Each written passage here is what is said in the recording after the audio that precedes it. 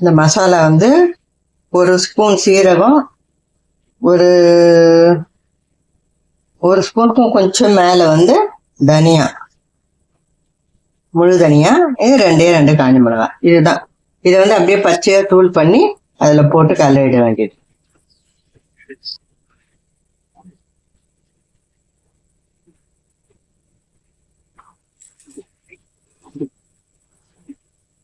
இதை அரைச்சிட்டு வந்துட்டேன் பாருங்க.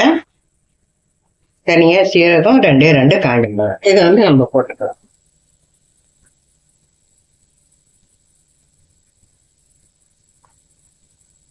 ஸோ தேவைக்கேற்ப போட்டுருங்க, எல்லாம் போடக்கூடாது. ஏன்னா நம்ம ரொம்ப கரெக்டாக பண்ண முடியாது.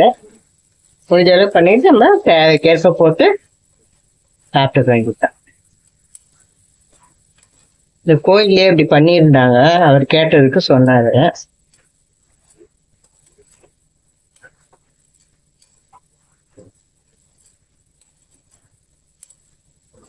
பச்சை மசாலா இது.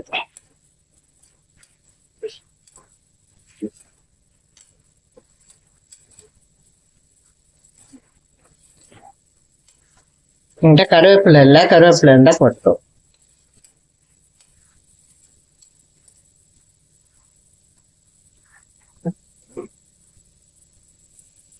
கருவேப்பிலை இருந்தது, அப்புறம் இட்லி போட்டு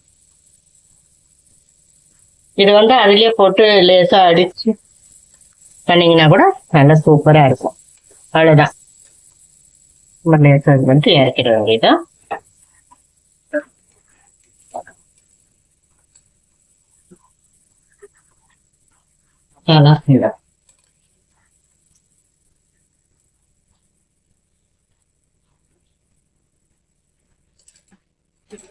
இதான் இன்னைக்கு ஈவினிங் ஸ்நாக்ஸ். எங்களுக்கு ஸ்நாக்ஸ் சொல்லுங்கப்பா. ஸ்பூன்